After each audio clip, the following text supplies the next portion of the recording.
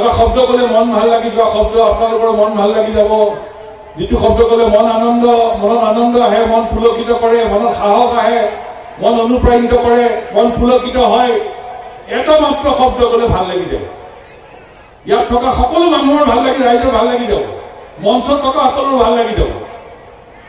এটা মাত্ৰ শব্দ ক'লে ভাল লাগি যাব এটা শব্দটো কি জানে এটা শব্দ যিটো শব্দ ক'লে মন ভাল লাগি যোৱা শব্দ সেই শব্দটো হ'ল মা বুলি ক'লে আমাৰ মনটো ভাল লাগি যায় মনত সাহস আহে মনত উদ্যম আহে মন অনুপ্ৰাণিত কৰে মন পুলকিত কৰে মই কৈছো আমি ঈশ্বৰ দেখা নাই নেদেখা কোনো আল্লাহ দেখা নাই গড দেখা নাই আমি দেখা পাইছো আমাৰ মা দেউতা ভগৱানৰ পিছতে আমাৰ মা দেউতা কিমান ভাল লাগে মা বুলি ক'লে ঘৰলৈ গ'লে মায়ে গৰম ভাতৰ কাঁহীখন দিয়ে গৰমৰ দিনত ছুটি দিনত মাৰ কোলাত শুই থকা পৰিৱেশ মাৰ চাদৰৰ বাহ আৰু কি ভাল লাগে জানে আপোনালোকৰ ভাল লাগে নে নাজানো মোৰ এটা খুব ভাল লাগে মা যে গোন্ধাই মা গোন্ধটো বিৰাট ভাল লাগে খুব ভাল লগা কথা আৰু মোৰ ব্যক্তিগত অনুভূতি এইটোৱে যে মই ঘৰৰ পৰা যেতিয়া ওলাই আহোঁ এই শব্দটো মই শিৰত আৰু হৃদয়ত লৈ ওলাই আহোঁ হৃদয় আৰু শিৰত লৈ ওলাই আহোঁ মোক এগৰাকী শিক্ষাগুৰুৱে কৈছিল শিক্ষাগুৰুৱে কোৱা কথাটোকে আপোনালোকক ক'ব খুজিছোঁ জীৱনৰ বাটত আগুৱাই যাবলৈ হ'লে নাথ যোগী জনগোষ্ঠীক আমি শক্তিশালীভাৱে আগুৱাই নিবলৈ হ'লে আমি সকলোৱে তিনিটা মা আমি মনত ৰাখিব লাগিব প্ৰথম মা আমাৰ মা দেউতা আৰু শিক্ষাগুৰু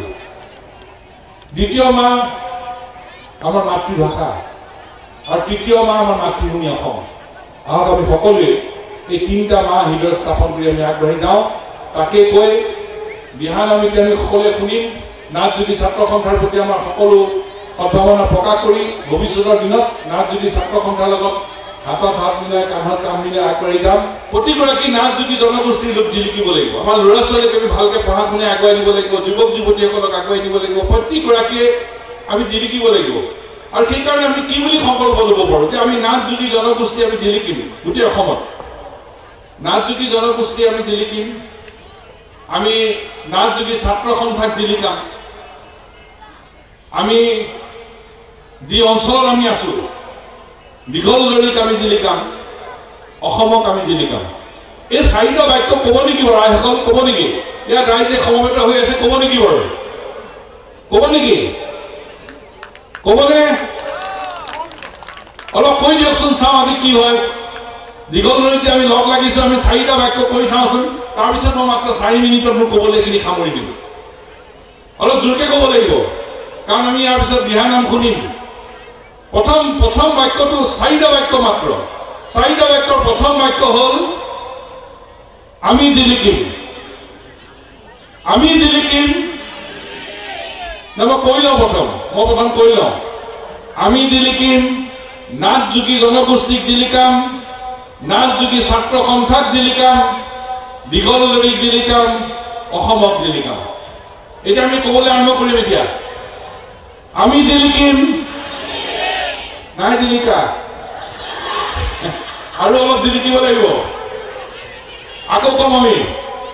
আমি জিলিকিম এতিয়া জিলিকিছে কিন্তু আকৌ আৰম্ভ কৰিম আমি জিলিকিম নাথ যোগী জনগোষ্ঠীক জিলিকাম নাথ যোগী ছাত্ৰ সন্থাক জিলিকাম দীঘল দৰীক জিলিকাম অসমক জিলিকাম আৰু এবাৰ কৈ দিওঁ জোৰকে এবাৰ আমি জিলিকিম নাথ যোগী জনগোষ্ঠীক জিলিকাম নাথ যোগী ছাত্ৰ সন্থাক জিলিকাম দীঘল দৰীক জিলিকাম অসমক জিলিকাম এই সংকল্পটো লোৱাৰ লগে লগে আমি ইয়াৰ পৰা যেতিয়া ঘৰলৈ যাম সকলোৱে এই কথাটোকে আমি ভাবি থাকিম যে আমি জিলিকিম নাথ যোগী জনগোষ্ঠীক জিলিকাম নাথ যোগী ছাত্ৰ সন্থাক জিলিকাম দীঘল দৰীক জিলিকাম অসমক জিলিকাম এই সংকল্পটো লৈ আমি সকলোৱে আগবাঢ়িব লাগিব অৰবিন্দ নাথ আমাৰ সভাপতি নাথ যোগী ছাত্ৰ সন্থাক আমাৰ অতি আদৰৰ দীপক নাথ অতি আদৰৰ তেওঁলোকৰ গোটেই টিমটোৱে আদৰৰ 4 মিনিটত মোৰ ক'বলৈ এইখিনি সামৰি লোৱাৰ পিছত দিহা নাম আৰম্ভ হ'ব প্ৰথম মিনিটৰ কথাটো হ'ল যে ছাত্ৰ ছাত্ৰী সুৰক্ষিত শৈক্ষিক ভৱিষ্যত ল'ৰা ছোৱালী পঢ়িব লাগিব আমি যে নাথ যোগী ছাত্ৰ জনগোষ্ঠীক যে জিলিকাম বুলি কৈছে কেনেকে জিলিকাব সকলো ছাত্ৰ ছাত্ৰীয়ে পঢ়া শুনা কৰিব লাগিব আৰু যাৰ যি পঢ়িবলৈ মন আছে পঢ়ক পঢ়া শুনা কৰি যিসকলে গৱেষণা কৰিব খোজে কৰক যিসকলে প্ৰতিযোগিতামূলক পৰীক্ষাত যাব খোজে যাওক মই এই কথা আপোনালোকক কৈ যাব খোজো কোনোবা পৰিয়ালৰ যদি অৰ্থনৈতিক যদি সমস্যা আছে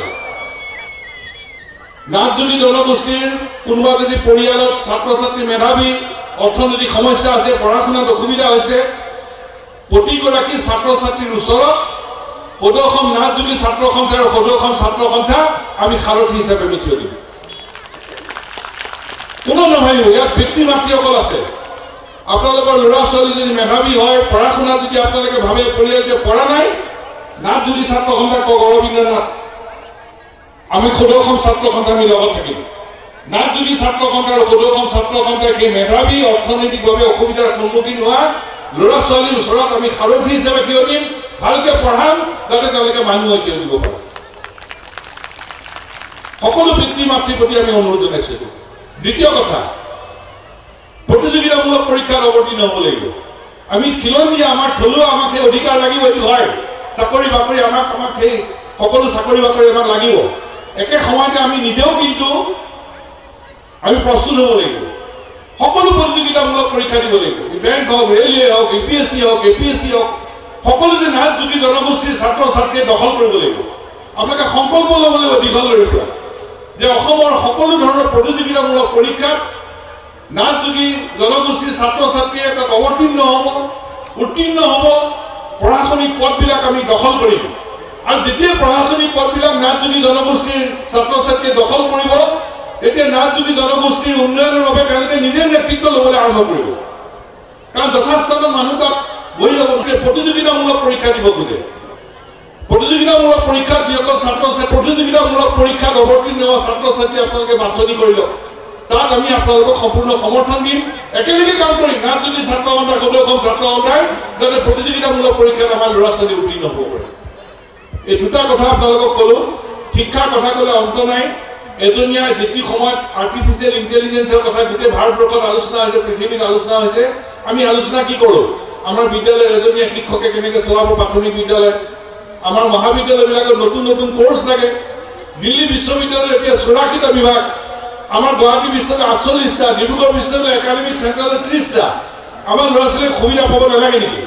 পাব লাগিব সেইকাৰণে আমাৰ বিশ্ববিদ্যালয় আমাৰ মহাবিদ্যালয়সমূহত আমাৰ শিক্ষাৰ নতুন নতুন বিষয় প্ৰৱৰ্তন কৰিব লাগিব কাৰণ আমাৰ ল'ৰা ছোৱালী বাহিৰলৈ গৈছে হাজাৰ হাজাৰ ল'ৰা ছোৱালী চৰকাৰী খণ্ডৰ শিক্ষানুষ্ঠানত জয়যাত্ৰা হ'ব লাগিব আমি ইয়াৰ পৰাই ৰজাগড়ক ক'ব খোজো যে দিছপুৰত বহি চমক সৃষ্টি কৰা সিদ্ধান্ত ঘোষণাৰ পৰিৱৰ্তে সমগ্ৰ অসমৰ প্ৰতিটো অঞ্চলৰ ছাত্ৰ ছাত্ৰীসকলৰ ভৱিষ্যত চমক হ'ব পৰাকৈ সিদ্ধান্ত লৈ কাৰ্যকৰী কৰিব লাগিব অসমীয়া মাধ্যম মাতৃভাষা মাধ্যম আৰু চৰকাৰী খণ্ডৰ শিক্ষানুষ্ঠানৰ জয়যাত্ৰা অব্যাহত ৰাখিব পৰাকৈ চৰকাৰে সিদ্ধান্ত ল'ব লাগিব এইটো আমাৰ স্পষ্ট আহ্বান আৰু দাবী এই কথাকে দোহাৰি মোৰ ক'বলগীয়াখিনি সামৰিছোঁ ধন্যবাদ জয় অসম